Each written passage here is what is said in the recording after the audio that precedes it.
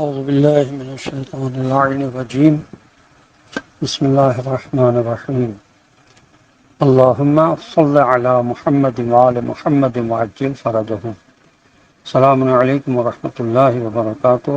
اللہ تبارک و تعالیٰ کا شکر ہے کہ میں کراچی سے تاج العلماء مولانا محمد نقی نجفی علیہ اللہ مقام کو پوتا آپ کی خدمت میں حاضر ہوں درس نمبر 39 کے ساتھ۔ آج 8 فروری کے سلسلے میں جو درس پیش کر رہا ہوں اس کا موضوع ہے نیک لوگوں اور اولیاء اللہ کے بارے میں۔ سورہ مبارک یونس کی آیت نمبر ہے 66۔ ارشاد الہی ہوتا ہے کہ الا ان اولیاء اللہ لا خوف علیہم ولا هم یحزنون۔ ترجمہ یہ ہے کہ آگاہ رہو، اس میں شک نہیں کہ دوستان خدا کو قیامت کے دن نہ تو کوئی خوف ہوگا اور نہ وہ آزردہ خاطر ہوں گے۔ اس آیت کی سپورٹ میں جو احادیث ہیں وہ کافی کتابوں میں موجود ہیں، جیسے اصول کافی میں یہ حدیث ہے کہ تم میں سے بہترین لوگ صاحبان عقل ہیں۔ پوچھا گیا یا رسول اللہ صلی اللہ علیہ وسلم صاحبان عقل کون ہیں؟ فرمایا حسن اخلاق رکھنے والے اور محکم بردباری رکھنے والے اور صلہ رحمی کرنے والے اور والدین کے ساتھ نیکی کرنے والے اور فقیروں محتاجوں ہمسایوں اور یتیموں کی خبرگیری کرنے والے اور دوسروں کو کھانا کھلانے والے اور دنیا میں اونچی آواز سے سلام کرنے والے اور اس وقت نماز پڑھنے والے جب لوگ غافل سو رہے ہوتے ہیں۔ کتاب عمالی شیخ صدوق میں یہ حدیث ہے کہ رسول اکرم صلی اللہ علیہ وسلم سے بہترین بندوں کے بارے میں پوچھا گیا تو فرمایا یہ وہ لوگ ہیں جو نیکی کرتے ہیں تو خوش ہوتے ہیں اور جب کوئی برائی سرزد ہوتی ہے تو طلب مغفرت کرتے ہیں، جب انہیں کچھ دیا جاتا ہے تو شکر ادا کرتے ہیں، جب کسی آزمائش میں مبتلا ہوتے ہیں تو صبر کرتے ہیں، جب ان کو غصہ آتا ہے تو وہ معاف کر دیتے ہیں۔ آیت نمبر بحار الانوار میں ہے کہ کتاب بحار الانوار میں یہ حدیث ہے کہ دنیا میں جو لوگ زاہد اور پرہیزگار ہیں حقیقت میں وہی لوگ اللہ کے اولیاء اور دوستوں میں سے ہیں۔ جامع الاخبار میں یہ حدیث ہے کہ مومن اللہ کا دوست ہے، خداوند عالم اپنے دوست کو ضائع نہیں کرتا۔ سفینۃ البحار میں یہ حدیث ہے کہ 3 صفات اولیاء اللہ کی نشانیاں ہیں: ہر چیز میں اللہ پر بھروسہ کرنا، اللہ کے بھروسے پر ہر چیز سے بے نیاز ہونا اور ہر ضرورت پر اسی سے احتیاج رکھنا۔ اور بحار الانوار میں ایک طولانی حدیث ہے جس میں ارشاد ہوتا ہے کہ حضور اکرم صلی اللہ علیہ وسلم سے پوچھا گیا یا رسول اللہ صلی اللہ علیہ وسلم اللہ کے وہ دوست کون ہیں جنہیں کوئی خوف اور غم و الم لاحق نہیں ہوگا؟ اللہ کے رسول صلی اللہ علیہ وسلم نے فرمایا کہ وہ لوگ جو دنیا کے باطن کو اس وقت مد نظر رکھیں جس وقت دوسرے لوگ اس کے ظاہر پر فریفتہ ہوں، یہی وہ لوگ ہیں جو دور کے فائدے یعنی آخرت کی نعمتوں کے حصول کے لیے اپنی ہمتیں صرف کرتے ہیں، جبکہ دوسرے لوگ فانی نعمتوں کے حصول کی تپ و دو میں لگے رہتے ہیں۔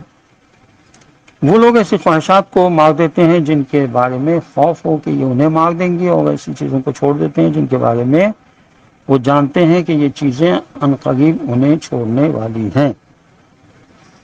دنیا کے بلند مقامات کے لیے فریب دینے والی کوئی چیز انہیں فریب نہیں دے سکتی۔ ان کے نزدیک دنیا بوسیدہ اور پرانی ہے اور وہ اسے نئی نہیں بنانا چاہتے۔ ان کی باطنی آنکھوں میں دنیا ویران ہو چکی ہے اور وہ اس کی تعمیر نہیں کرتے۔ دنیا کو دل سے دشمن رکھتے ہیں کیونکہ اس سے محبت کر سکتے ہیں، بجائے اس کے کہ یہ لوگ اسے منہدم کر کے اس کے ذریعے آخرت بناتے ہیں، اسے بیچ دیتے ہیں اور وہ چیز خرید لیتے ہیں جو ان کے لیے ہمیشہ باقی رہنے والی ہے۔ انہوں نے اہل دنیا پر نظر ڈالی تو انہیں گرا پڑا ہوا پایا اور عبرت کے قابل واقعات ان کے ساتھ پیش آئے، انہیں یہاں کوئی جائے امان نظر نہ آئی سوائے اس کے کہ جس پر ان کی امید ہے یعنی رحمت الہی، اور جس چیز سے وہ ڈرتے ہیں اس کے علاوہ انہیں اور کوئی خوف نہیں یعنی عذاب الہی۔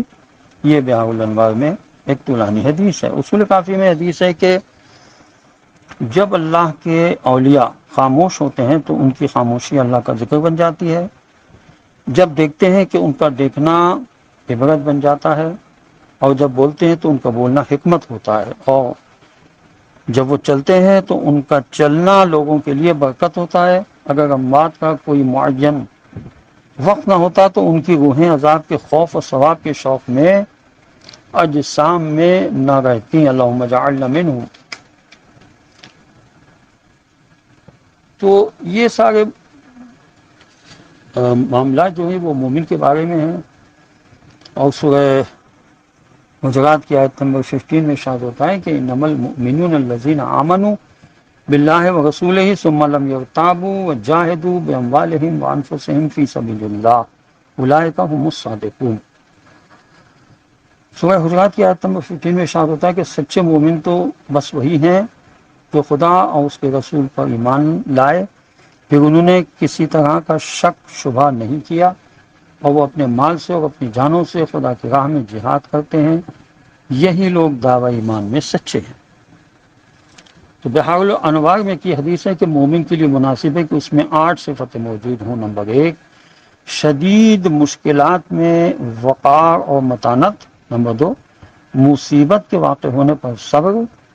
نمبر 3، کشائش کے دونوں میں شکر۔ اور نمبر 4، خدا کے دیے ہوئے رزق پر قناعت۔ نمبر 5، دشمنوں پر ظلم نہ کرے۔ نمبر 6، دوستوں پر بوجھ نہ بنے۔ نمبر 7، جسم کو مشقت میں رکھے۔ نمبر 8، اور لوگ اس سے آرام پائیں۔ تو فلقول میں یہ حدیث ہے کہ بے شک مومن 2 خوفوں کے درمیان ہوتا ہے، وہ عمر جو گزر چکی ہے اس کے بارے میں کہ معلوم نہیں خدا اس کے ساتھ کیا سلوک کرے گا، اور وہ عمر جو ابھی آنی ہے اس کے بارے میں کہ معلوم نہیں خدا نے اس کی قسمت میں کیا لکھا ہے۔ وہ ڈرتا رہتا ہے ہمیشہ کہ اس سے کوئی گناہ سرزد نہ ہو جائے، اور اس کے لیے وہ اللہ سے توبہ و استغفار کرتا رہتا ہے اور گناہوں سے اپنے آپ کو بچاتا ہے، اور وہ یہ ہمیشہ خیال رکھتا ہے کہ جب وہ گناہ کرتا ہے تو اس کے 4 گواہ ہوتے ہیں۔ نمبر 1 گواہ تو زمین ہے جس پر وہ گناہ کرتا ہے، یومئذ تحدث اخبارہا۔ دوسرا گواہ جن اعضاء سے وہ گناہ کرتا ہے وہ گواہ بن جائیں گے۔ الیوم نختم علی افواہہم وتکلمنا بایدیہم وتشہد ارجلہم بما کانوا یکسبون۔ تیسرا گواہ نامہ اعمال ہے، وَإِذَا الصُّحُفُ نُشِرَتْ، وَإِذَا الصُّحُفُ نُشِرَتْ۔ اور چوتھا گواہ کرامن کاتبین ہے، کرامن کاتبین یعلمون ما تفعلون۔ تو 4 گواہ ہمیشہ اس کے ساتھ ہوتے ہیں، لیکن توبہ ان 4 کی گواہیاں ختم کر دیتی ہے۔ حدیث میں کہ جب بندہ توبہ کر لیتا ہے تو اللہ تعالیٰ اس کے گناہ ملائکہ کرامن کاتبین کو بھی بھلا دیتا ہے، اور جن اعضاء سے گناہ ہوا تھا ان اعضاء سے بھی بھلا دیتا ہے، اور جہاں جہاں زمین پر گناہ ہوئے تھے زمین کے نشانات بھی مٹا دیتا ہے، کہ یہاں تک کہ وہ قیامت کے دن اللہ تعالیٰ سے اس حال میں ملے گا کہ اس کے گناہ پر کوئی گواہی دینے والا نہیں ہوگا۔ کتنا کریم ہے پروردگار۔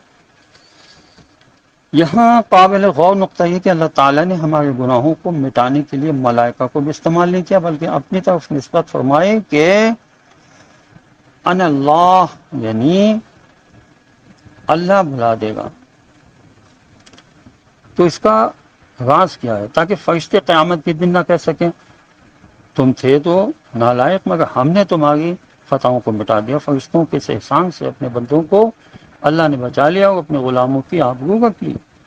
دنیا میں کوئی بادشاہ ایسا نہیں گزرا جو کسی پھانسی کے مجرم کو معاف کر دے اور کہہ دے کہ اس کی جتنی فائلیں تھیں وہ بھی ختم کر دو۔